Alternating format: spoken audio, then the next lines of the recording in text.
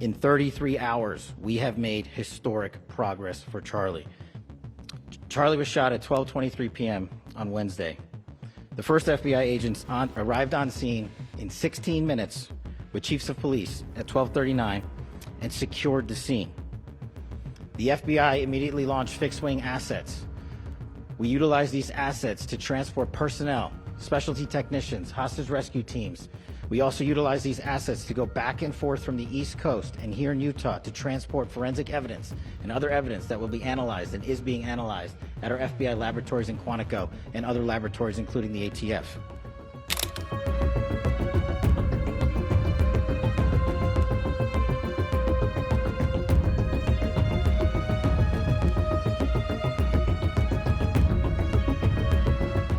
Speculations are mounting over FBI Director Kash Patel's future amid criticism of his handling of the Charlie Kirk assassination case.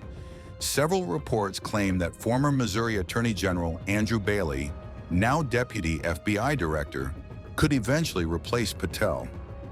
Patel faces scrutiny despite U.S. President Donald Trump praising his leadership in the FBI's investigation into Kirk's assassination.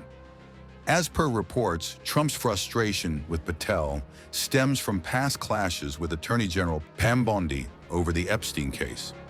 Pam Bondi, her deputy Todd Blanche, and some White House officials reportedly have little confidence in Patel's leadership. Patel's decisions during the investigation raised eyebrows among federal and local officials, as per reports. From the shooting to a suspect's arrest, Patel took steps that gave pause to some federal and local officials and raised questions about his judgment. As per reports, Patel reportedly lashed out at FBI agents in a heated virtual meeting, blaming them for delayed information on the suspect. However, Patel defended his actions, explaining his premature arrest announcement by saying the FBI's role is not only to pursue suspects, but also to clear those found uninvolved. He admitted that his words could have been better chosen, but insisted he does not regret being transparent in real time.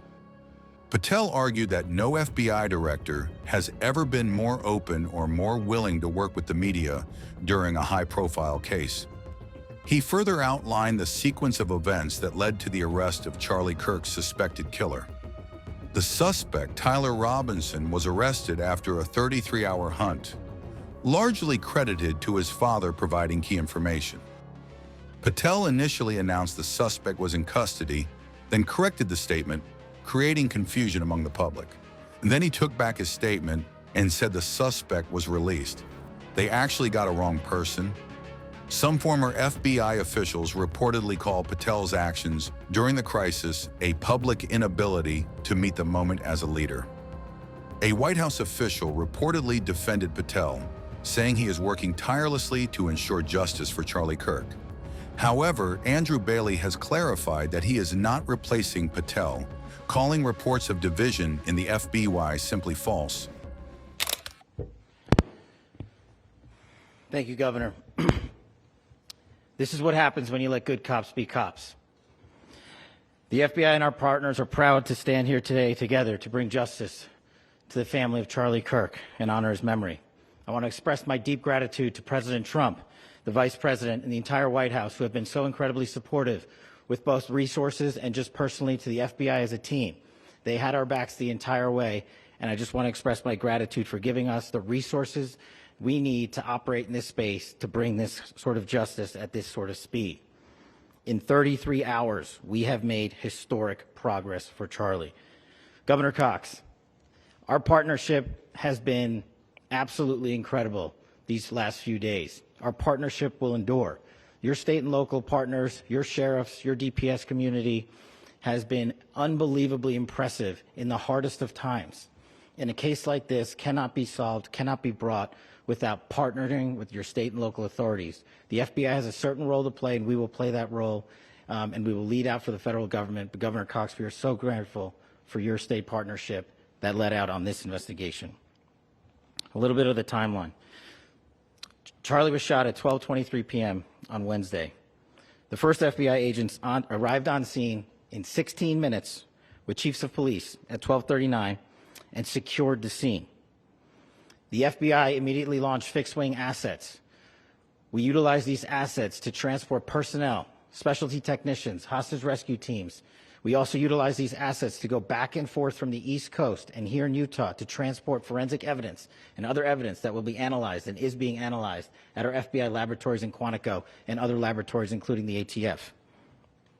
At my direction, the FBI released the first set of FBI photos of the suspect at 10 a.m. local time on 9/11. Then, shortly thereafter, the FBI reward of $100,000 was released at 10:45 a.m. local. Myself and Deputy Director Bongino arrived on the scene at approximately 5:30 p.m. on 9/11. The governor led a press conference last night at approximately 8 p.m., where at my direction, the FBI released a never-before-seen video of the suspect. We also released new images to the public of the suspect. And just last night, the suspect was taken into custody at 10 p.m. local time. In less than 36 hours, 33 to be precise, thanks to the full weight of the federal government and leading out with the partners here in the state of Utah and Governor Cox, the suspect was apprehended in a historic time period. And I want to highlight what Governor Cox said. This would not have been possible without you, the media, and you, the public. That's why we went so public, so fast, and we're so transparent, and we're committed to that transparency. The crime scene, just a little bit there. It is a large crime scene. State and local authorities, along with federal authorities, processed that crime scene quickly. And I even had the ability to walk through that crime scene and walk through the steps the suspect took to learn more about what was needed and what resources we needed to bear to create a full picture for the FBI and leadership back in Washington. Furthermore, thankfully to state and local partners, forensic evidence has been seized and continues to be garnered. Forensic evidence has already been evaluated at FBI laboratories in Quantico and state and local authorities here. We will continue to process evidence as we see it, as we collect it, and we will continue to deliver it to Governor Cox and his team. Last night, we had a total of approximately 7,000 leads. As of this morning, thanks to your great work, we have over 11,000 leads that were called in to the FBI. And we are running out every single lead that we can. Every one of those leads will be run out.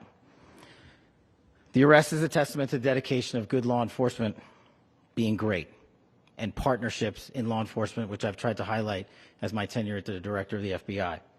There is no better relationship for law enforcement than the FBI to partner with state and local authorities, and you've seen it here in these last few days.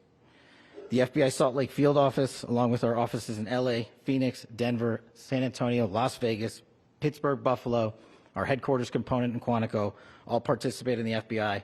I want to express my deep gratitude to the employees of the FBI, the men and women, the evidence response team tacticians, the special operators, the agents, the support staff. You have done monumental work in historic time when the public, who had a right to demand such an expeditious solving of an investigation, the FBI answered that call diligently, critically important to our nation, and we delivered. And I'm proud to be their leader, and I'm proud to be the director of the FBI. This is very much an ongoing investigation, as the governor said, and we will continue to work with state and local authorities to develop the investigation, to provide them the evidence they need for their ongoing prosecutions, and we will be here to answer every call they absolutely have, as long as it takes, for as long as we need to find and apprehend whatever suspects were involved in this crime.